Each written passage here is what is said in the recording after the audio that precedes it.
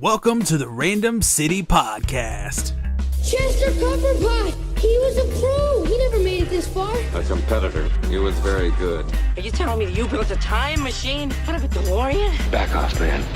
I'm a scientist.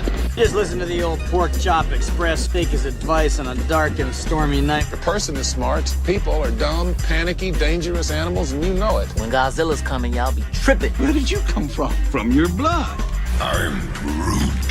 You will be. You underestimate my power. He's gonna be the third scariest thing on that train. These guys come from legend. They're basically gods. There's only one god, man, and I'm pretty sure he doesn't dress like that. Welcome back to the Random City Podcast. I'm Jimmy in Georgia, your host as always, and we're back once again to talk about all things random. This week we're going to talk a little bit about some online things that I'm interested in at the moment. We're going to talk about Inferno Squadron from the Star Wars novel series, and we're going to talk about the new DuckTales. So, all kinds of random stuff, as always, here on the Random City Podcast. One thing I want to start off with, just real briefly, nothing too dramatic. Probably a couple weeks ago, I mentioned Draw with Jazza, the YouTube channel, the person Jazza, the artist down in Australia, who I follow on YouTube, and he had an interview on an episode maybe a year ago that I recently watched, maybe 2-3 weeks ago, and it was with an online guy that I've never heard of, and maybe many of you know. I wasn't familiar with Gary Vaynerchuk. He's a businessman. He's like kind of a motivational speaker, but not really at the same time. And a very successful entrepreneur, and just has really interesting ideas about social media and marketing and all those kinds of things. And so if you're interested in any of that kind of stuff, because this is usually really geeky stuff, and I guess that could be if you're into those things. But if you're interested in social media and marketing, that whole area, and you're not familiar with Gary V, I would say check him out. He's not necessarily family friendly. There is some language involved, but overall he has awesome ideas, it seems like, from what I've been hearing the last little bit. So, and you haven't heard of Gary V, and you're interested in maybe starting your own business or turning your hobby into your real job, maybe check out Gary V. See what he has, anything to encourage you to maybe work a little harder or try some new things or whatever. Who knows? But could be helpful. So the main couple of topics, I really only have two this week, are those two things we mentioned: Star Wars, Inferno Squad, and DuckTales, both of which being owned by Disney.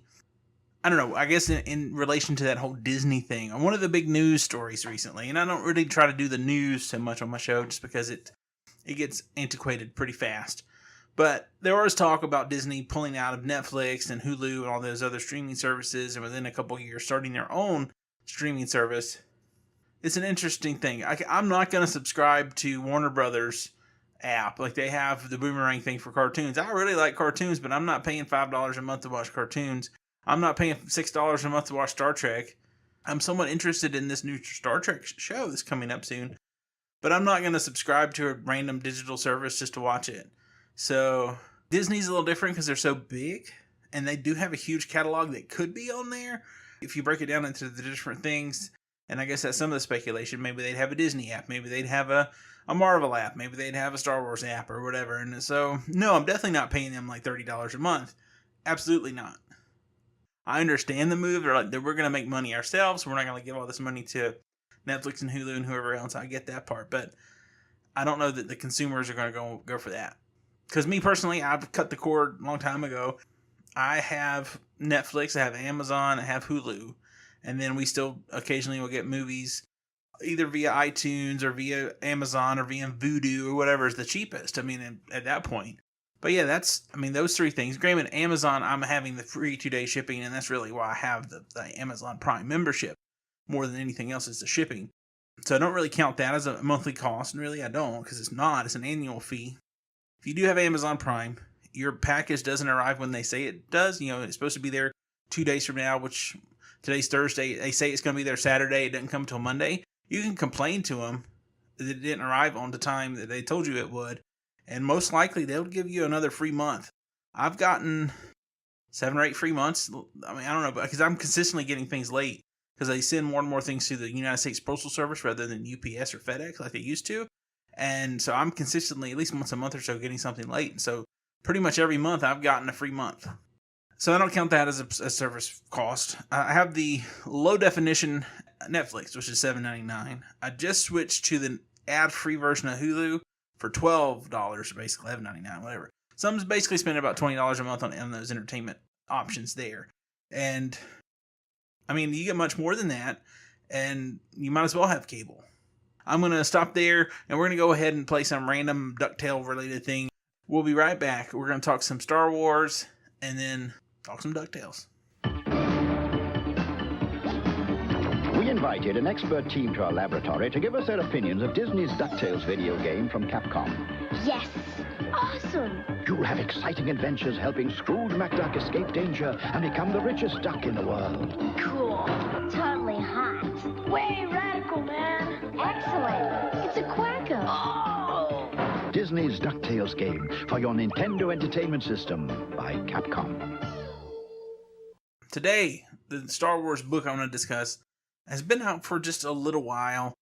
Released on July 25th here in the States, so that has been a little over 3 weeks ago.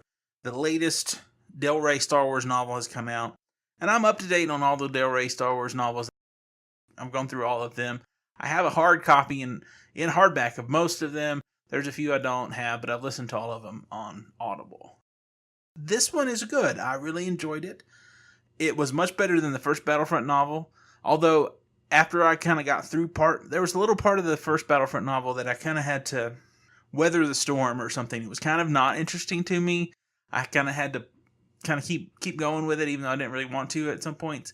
But once it got to a certain point, I honestly don't remember exactly when, it became a lot more interesting to me as they went around their little skirmishes around the galaxy.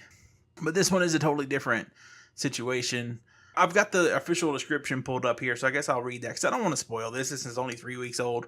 But the official description of Battlefront 2's Inferno Squadron novel says, "The Rebellion may have heroes like Jyn Erso and Luke Skywalker, but the Empire has Inferno Squad. After the humiliating theft of the Death Star plans and the resulting destruction of the battle station, the Empire is on the defensive. In response to this stunning defeat, the Imperial Navy has authorized the formation of an elite team of soldiers, known as Inferno Squadron. Their mission, infiltrate and eliminate the remnants of Saw Gerrera's partisans. Following the death of their leader, the partisans have carried on their extremist legacy, determined to thwart the Empire no matter what the cost. Now Inferno Squad must prove their status as the best of the best and take down the partisans from within. But as the damage intensifies and the threat of discovery grows, how far will Inferno Squad go to ensure the safety of the Empire?"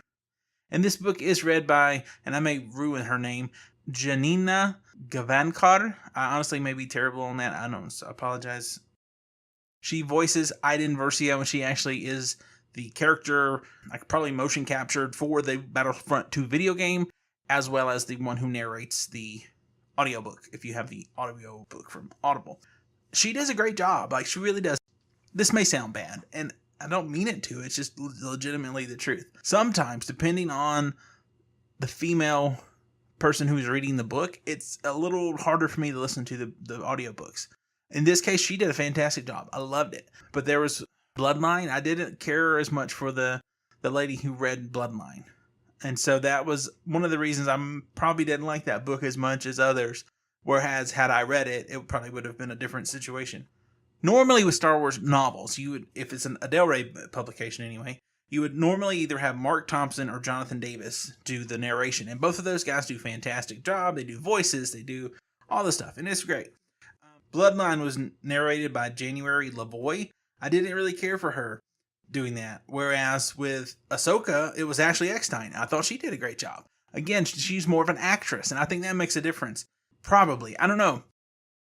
So anyway, there's a couple of the other Star Wars books that aren't Del Rey that I have not either completed or I've read parts of. There was a Guardian of the Whills book a couple months back. I've read some of it. And then also Lost Stars is one I haven't made it all the way through. And then there's a couple of those that are coming out soon. But I've read some of those and I've really enjoyed. One of them was called Smuggler's Run. And that was by Greg Rucka. That was pretty good. But anyway, that's kind of off the point here. Star Wars books overall, I enjoy them for the most part. There have been some that I have not enjoyed as much. This particular book, I would say, is in my upper echelon of the new canon.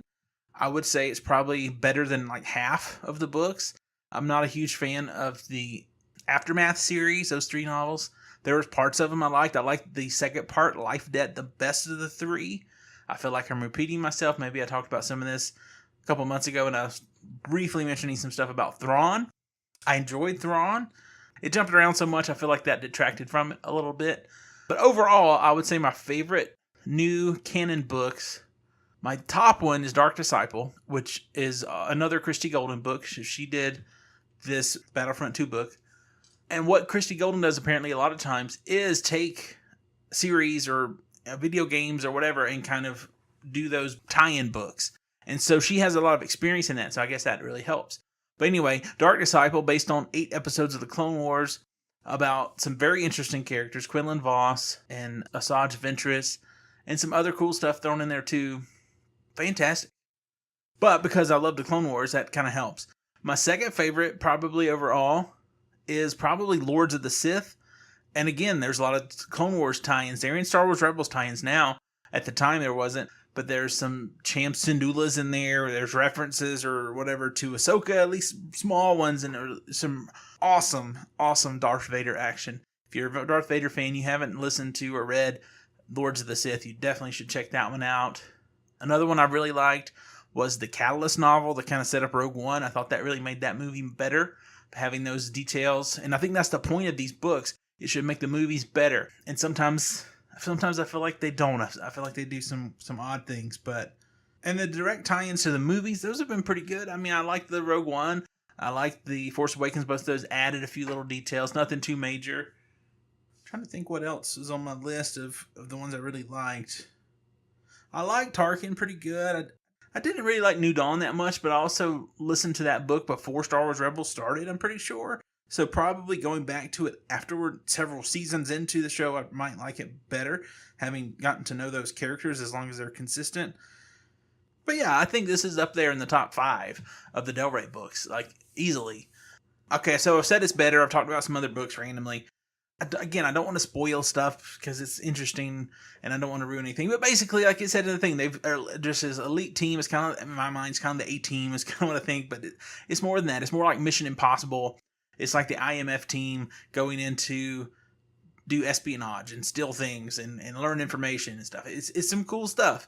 And again, I don't want to spoil stuff, but I think based on this book, I'm really looking forward to the game. And I think that's the whole point of this, I guess. So they did a good job of that. And again, I may be ruining her name. Janina Gavankar did a great job. And I'm looking forward to her performance in the game. And one thing I'll say, this is, again, it's not really a spoiler. It's about Saw Gerrera's partisans, what's left of his little group of resistance fighters who are kind of extreme. There's something there that's awesome. And I didn't expect it. And when I found out what it was totally obvious and it was great, but I didn't see it coming. And so I was like, oh, that's cool. So there's some fun stuff in this book. So anyway, all that said, if you haven't checked out the Battlefront 2 Inferno Squad book, do so. It's very good. And it's like I like to mention, not every week, but on a regular basis, if you go over to audible.randomcitypodcast.com, you can get 2 free audiobooks, which is better than everybody else. Everybody else always tells you can only get 1 free. You can get 2 free, and those are yours to keep, even if you don't stay with the membership. So that's cool. You can check out both of the Battlefront books if you want. Those are good options. Next up on the show, I want to talk some DuckTales. And so I like DuckTales. I grew up with DuckTales, for several years there as an older child. I have a copy of the first season. I don't think I ever got volume 2 or 3 from what I remember. So I've seen those episodes a couple times since I got those years ago at this point. But not the rest of the series. I didn't like the way this looked. A year ago maybe, when this first was announced, and they had a concept art of Donald and Huey, Dewey, and Louie in a car, and I was like, I don't know about this. And then several months back, they had a video of Bobby Moynihan and David Tennant and Danny Pudi and all those guys singing the song, and I was like, I don't know. And then I think, not too far back, there was a release of the actual song, and whatever. The show was actually pretty good. I enjoyed it. There was, honestly, overall, There was one thing I didn't like. I did not like that Louie kept telling Webigail to lie to her grandmother. Like, on 3 or 4 occasions, saying call her and lie to her. That's the only way to do this. I mean, I guess it's a kid's thing. It's a Disney thing. And every Disney thing, the parents are stupid. And every Disney thinks the kids are so smart and great. I didn't like that. I just didn't. Make me, if I had children, not to let them watch that episode. Other than that, I enjoyed it so much more than I thought I would. I didn't like David Tennant as Scrooge McDuck when I first heard it, but after watching the episode for a little bit, I was like, it's not bad. It's like a lot of different things. You have to get used to something new and different, but I definitely gave it a chance, which I think some people may not, and that's okay. That's fine. It's up to them. It's their choice. I think it's worth a try. I think it's worth giving it a shot. If you haven't already and you're kind of, well, I don't know, I'd say give it a go. I asked some people on Instagram and Twitter, well, not anyone specifically, I guess, but just in general, if they had seen it, they had any feedback, what they thought about it. The only one I saw as of time of recording as a feedback was Doc Zen over on Twitter said he thought that the new DuckTales was so-so. I really liked Glomgold. I thought they did a great job with him. I thought it was interesting, at least what I'm seeing from this first episode. I feel like they're building this kind of a tapestry of things going on. And I feel like, at least to some degree, it's going to be a little more serialized. I feel like there's going to be some story threads going through here, not just an adventure with no connection. The very end, again, try not to spoil stuff, it just from a few days ago. The very end of the show, the last word spoken was like, they've never talked about that in anything that I know of for 50, 60 years. That's cool. It was a fun little adventure to Atlantis.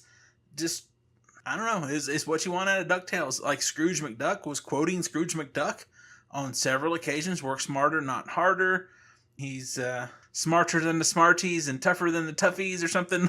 Several of those things that I remember from seeing DuckTales. And so I'm like, wow, that's cool. So there was enough of that little nostalgic kick to make up for some of the design choices and things that I didn't care for as much. In preparation for this episode, I did do some sketch cards, and I'd posted a few of those yesterday, and I'll probably finish that up today. First off was Scrooge McDuck. Okay, I'll just go back to Glomgold real quick. At one point, Glomgold is complaining about how Scrooge thinks he's so Scottish. He's like, "You think you're so Scottish? I'm wearing a kilt." Thought that was fantastic. Again, if you didn't see it, you're kind of up in the air about it, I'd say check out DuckTales. The first episode's free on YouTube, so you can't go wrong with free stuff on YouTube. Yay. So I guess that's going to wrap up this episode of the Random City Podcast. As always, at the end of the show, I'd like to tell you how you can get in contact with us if you want to share any of your thoughts, your opinions about Inferno Squad and about DuckTales. Just hit us up on Twitter or Instagram. On Twitter, the show is at Random City. On Instagram, it's at Random City Podcast. I'm at Jimmy, INGA on both of those, which is Jimmy in Georgia, Jimmy INGA.